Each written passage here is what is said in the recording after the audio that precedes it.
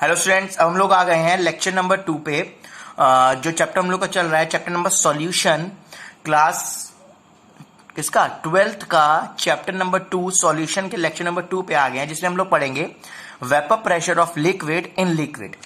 Vapour pressure of liquid in liquid मतलब इसमें solute भी लिक्विड होगा और सॉल्वेंट भी लिक्विड होगा। ठीक है, अब इसमें क्या होता है, मान लीजिए मैंने एक चैम्बर लिया, उस चैम्बर में मैंने सॉल्यूट डाला। ठीक है, सॉल्यूट को डाल दिया, लिक्विड फॉर्म में होगा। तो ये बताइए, ये मैंने सरफेस है इसकी, तो इसकी सरफेस पे भी तो सॉल्यूट के प्योर सॉल्यूट के पार्टिकल प्रेजेंट होंगे कि नहीं होंगे। फिर मैं क्या करूंगा, मैंने इसको हीट प्रोवाइड करी। जब मैं हीट प्रोवाइड करूंगा तो इसके पार्टिकल्स जो होंगे वेपर के फॉर्म में ऊपर आ जाएंगे। ठीक है, दिखाई दे रहा है। अब जब ये ऊपर आ जाएंगे तो आपको दिखेगा उसके ऊपर क्लोज चैम्बर है, तो ये उसके सीलिंग से टकराएंगे, टकरा के वापस आएंगे वेपर, राइट। वेपर के पार्टिकल उससे टकराएंगे, उस पर प्रेशर देंगे, तो इस पे जो प्रेशर लगेगा वो किसके थ्रू होगा, वो कैसा प्रेशर होगा, pressure applied by solute particles.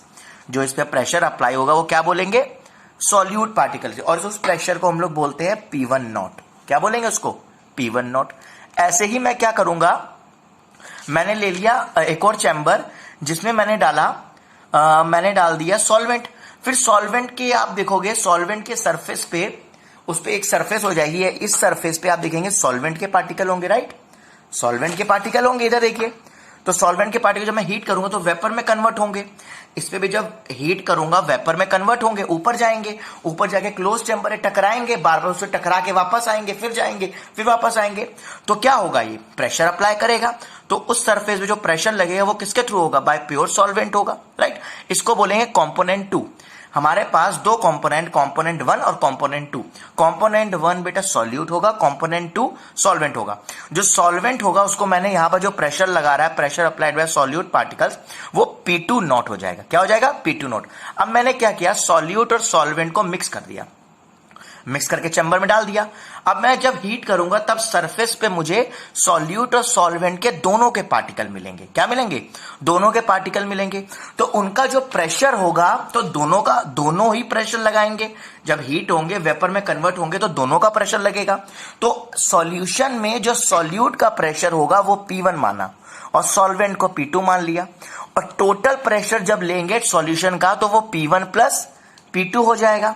और एक चीज और, जो वेपर प्रेशर आपका प्योर सॉल्यूट या प्योर सॉल्वेंट का होगा वो ज्यादा होगा as comparison to vapour pressure of solution में सॉल्यूट और सॉल्वेंट का। जो वेपर प्रेशर आपका सॉल्यूट और सॉल्वेंट में होगा वो वेपर प्रेशर कम होगा as comparison to vapour pressure of pure solute and pure solvent. मतलब P1 नॉट और P2 नॉट का ग्रेटर प्रेशर होगा एज कंपैरिजन टू सॉल्यूशन के सॉल्यूट और सॉल्वेंट का, मतलब P1 और P2। ओके, आई होप कि ये बात को समझ में आई होगी। जैसे अब मैंने बोला P1 not, right, pure solvent का ग्रेटर होगा P1 से, P2 नॉट ग्रेटर होगा, राइट, P2 से। तो ये सॉल्यूशन का सॉल्वेंट का है, ये सॉल्यूशन का सॉल्वेंट है, ये भी सॉल्यूशन का सॉल्वेंट, ये प्योर है, तो इससे ज्यादा होगा इनका। और टोटल क्या हो जाएगा, टोटल प्रेशर ऑफ सॉल्यूशन, पूरी solution is equal to P1 plus P2। ठीक है, अब यहां वैल्यू पुटअप कर देंगे तो पता चल जाएगा। ठीक है, अब हम लोग नेक्स्ट वीडियो में देखेंगे बेटा कि राउल्ट्स लॉ क्या होता है, इसी से रिलेट होकर राउल्ट्स लॉ होता है। ठीक है, हेलो स्टूडेंट्स, हम लोग आ गए हैं राउल्ट्स लॉ पे। राउल्ट्स लॉ क्या कहता है बेटा, कहता है कि any solution, any volatile liquid, किसी भी सॉल्यूशन में, for a solution volatile liquid, किसी सॉल्यूशन में जो वोलाटाइल लिक्विड है उसका जो पार्शियल प्रेशर होगा वो मोल फ्रैक्शन के बराबर होगा। मतलब जो पार्शियल प्रेशर होगा वो मोल फ्रैक्शन के डायरेक्टली प्रोपोर्शनल होगा। ठीक है, तो मैंने बोला कि ये जो है हमारे पास जो लिखा है, देखो पार्शियल प्रेशर मोल फ्रैक्शन के बराबर होगा, तो हमारे पास प्योर सॉल्यूट का पार्शियल प्रेशर क्या है, P1। प्योर सॉल्यूशन में सॉल्यूट का पार्शियल प्रेशर क्या है, सॉल्यूशन में P1, तो उसका मोल फ्रैक्शन X1 हो जाएगा। जब मैं यहां पर प्रोपोर्शनलिटी हटाता हूं तो यहां P1 नॉट लग जाएगा, तो P1 नॉट किसका होता है, प्योर सॉल्वेंट का, प्योर सॉल्यूट का। जब से सॉल्यूट था तो ये बन गया। ऐसे ही मैं कंपोनेंट 2 के लिए सिमिलरली कर सकता हूं, सॉल्यूशन में सॉल्वेंट का पार्शियल प्रेशर किसके बराबर होगा, मोल फ्रैक्शन के, उसके। तो जब प्रोपोर्शनलिटी हट जाएगा तो P2 नॉट लग जाएगा, तो ये X2 हो जाएगा, राइट। तो ये 2 बन गया। अब मैं according to Dalton law of partial pressure we know हमें पता है जो डाल्टन ने बोला था कि total pressure of vapour pressure solution का P1 प्लस P2 होता है, राइट। P1 प्लस P2 होता है। तो ये P1 क्या है, P1 नॉट एक्स, और P2 क्या है, P2 नॉट एक्स। तो इसमें प्लस कर देंगे, ये आपकी इक्वेशन आ जाएगी। अब हमारे पास एक ग्राफ है जो कि मैं आपको समझाना चाहता हूं कि मान लीजिए ये मेरे पास एक बॉक्स बना है। मैं आपको ग्राफ बता देता हूं, ऐसे बहुत इंपॉर्टेंट ग्राफ है, समझ लीजिएगा। यहां पर मैंने माना ये मोल फ्रैक्शन है, ये माना मैंने पार्शियल प्रेशर है, ठीक है। अब यहां पर अगर मैंने बोला कि हमारा सॉल्यूशन की वैल्यू तो 1 होती है, आपको पता है solute plus solvent is equal to क्या होता है, सॉल्यूशन होता है। सॉल्यूशन की वैल्यू 1 होती है टोटल। अगर मैंने यहां पर सॉल्यूट को 1 माना तो सॉल्वेंट मेरा 0 आ जाएगा। यहां पर मैंने अगर 0.8 लिया तो 0.2 हो जाएगा, 0.6 लिया तो 0.4, 0.4 लिया तो 0.4 से चलता जाएगा। यहां पर मेरा सॉल्यूट 0 आ जाएगा तो सॉल्वेंट क्या हो जाएगा, 1 हो जाएगा। तो यहां पर जब सॉल्यूट मेरा 1 था तो यहां पर मेरा पार्शियल प्रेशर होगा P1 नॉट, और यहां पर जब मेरा सॉल्वेंट 1 है तो यहां पर मेरा पार्शियल प्रेशर होगा P2 नॉट। तो आप देख ही रहे हैं कि सॉल्यूट की वैल्यू धीरे धीरे धीरे धीरे घटती जा रही है, धीरे धीरे घटती जा रही है, राइट। और हमारी जो सॉल्वेंट की वैल्यू है वो धीरे धीरे धीरे धीरे बढ़ती जा रही है, राइट। ये है बढ़ती जा रही है।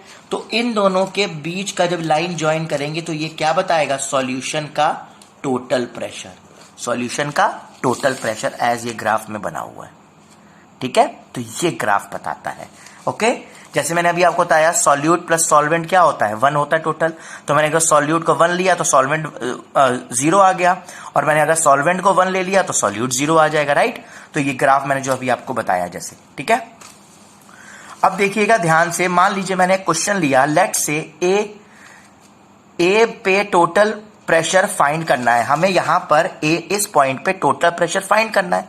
तो मैं क्या करूंगा, ध्यान से देखिए, ये पॉइंट ये है, ए पे फाइंड करना है। टोटल प्रेशर क्या होता है हमारे पास, हमें P1 नॉट 485 दिया और P2 नॉट 500 दिया है। तो टोटल प्रेशर कैसे होगा, P1 not x1 plus P2 not x1।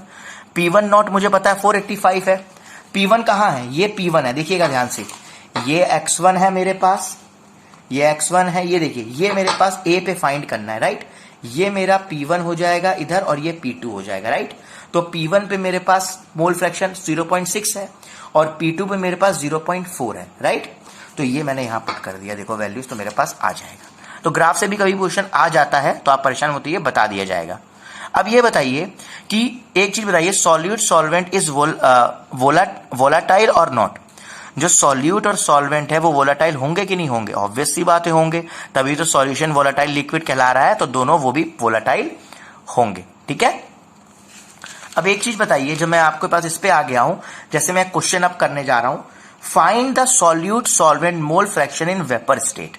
अगर मुझे सॉल्यूट या सॉल्वेंट का मोल फ्रैक्शन निकालना है वेपर स्टेट में, तो एक फॉर्मूला होता है P1 वेपर प्रेशर, मतलब वेपर और पार्शियल प्रेशर ऑफ कंपोनेंट 1, मतलब सॉल्यूट। सॉल्यूशन में जो पार्शियल प्रेशर सॉल्यूट का होगा वो P1 is equal to y1 into P total है, y1 into P total. P total क्या है, total vapour pressure of solution. y1 क्या है, मोल फ्रैक्शन ऑफ सॉल्यूट, ठीक। ऐसे ही हम लोग सॉल्वेंट का बता सकते हैं। यहां पर देखिए y2 क्या है, सॉल्वेंट, राइट। अब मैं इसको रीअरेंज करूंगा तो y1 is equal to P upon P total. P क्या है हमारे पास, यहां पर P मेरे पास मोल फ्रैक्शन है सॉल्यूट का, और P1 क्या है, वेपर प्रेशर ऑफ सॉल्यूट, और P टोटल आ गया। अब यहां पर y2 क्या है, सॉल्वेंट का मोल फ्रैक्शन, और P2 क्या है मेरे पास, सॉल्यूशन में सॉल्वेंट का प्रेशर, वेपर प्रेशर, और ये P टोटल हो गया। अब एक क्वेश्चन है, जैसे क्लोरोफॉर्म CHCl3 वेपर प्रेशर उसका 200 mmHg और CHCl2 है वेपर प्रेशर जिसका 415 mmHg है, टेम्परेचर है 298 केल्विन। हमें बताना है vapour pressure of solution by mixing, हमें बताना है वेपर प्रेशर ऑफ सॉल्यूशन, मतलब P निकालना है, और P1 प्लस P2 करना पड़ेगा, राइट। ये वैल्यू दी गई 25.5 और CHCl3, और ये 40 ग्राम डाइक्लोरोमिथिल दिया गया, और मोल फ्रैक्शन निकालना है ईच कंपोनेंट का। अब मुझे बताइए P टोटल मुझे निकालना है, तो P1 प्लस P2 होता है, अभी मैंने पीछे बताया था। P टोटल क्या है हमारे पास, P1 नॉट और x1 plus P2 not x2। तो ये मोल फ्रैक्शन है x1 P1 नॉट और P2 नॉट हमें पता है, नहीं पता है, चलिए कोई बात नहीं। हमें P1 और P2 पता है, P1 नॉट और P2 नॉट हमें पता है, लेकिन हमें मोल फ्रैक्शन नहीं पता। तो क्लोरोफॉर्म का मोल फ्रैक्शन निकालेंगे, इसका मास दिया है हमें 25.5, मोलर मास निकाल लेंगे 119.5 आ जाएगा। मोल निकल गए हमारे, पहले मोल्स निकालेंगे क्लोरोफॉर्म के, बाद में मोल फ्रैक्शन निकलेगा ना। फिर डाइक्लोरोमीथेन के मोल्स निकालेंगे, मास दिया है 40, 85 मोलर मास 0.4। अब मैं मोल फ्रैक्शन निकालूंगा CHCl3 का। मोल फ्रैक्शन आपको पता है, मोल्स ऑफ CHCl3 क्लोरोफॉर्म के अपॉन टोटल मोल्स, तो 0.2 अपॉन 0.2 प्लस 0.4 आ जाएगा, तो ये आ गया 0.33। ऐसे ही CH2Cl2 का निकाल लेंगे, moles of CH2Cl2 upon total moles, इतना आ जाएगा। अब यहां पर मुझे पता है P की वैल्यू क्या है, P1 नॉट की 200 है, मोल्स निकल है, और P2 की वैल्यू कितना है, P2 नॉट की 405 और मोल्स निकला है। सॉल्व करके निकालेंगे तो 374.05 mmHg आएगा टोटल प्रेशर। अब मुझे बोल रहा है कि सेकेंड पार्ट में निकालना है आपको mole fraction of each component in vapour phase. Vapour phase का फॉर्मूला मैंने बताया था आपको कि P1 is equal to Y1 into P total, तो Y1 इक्वल टू हो गया P1 upon P total, right. और तो P1 मेरे पास क्या है, P1 मेरे पास कैसे निकल सकता है, P1 देखो P1 नॉट और X1 से निकलेगा, मतलब 200 दिया है, 0.33 निकल गया, ये यहाँ पुटअप कर दिया, P टोटल मेरा ऊपर निकला था। ऐसे ही मैं P2 नॉट निकाल सकता हूँ, P2 नॉट X2 करके, ये निकल गया, और यहां मैं वैल्यू पुटअप करके निकाल सकता हूं। आई होप कि आपको न्यूमेरिकल समझ में आएगा। कोई भी doubt will discuss. Till then bye bye, take care, have a nice day.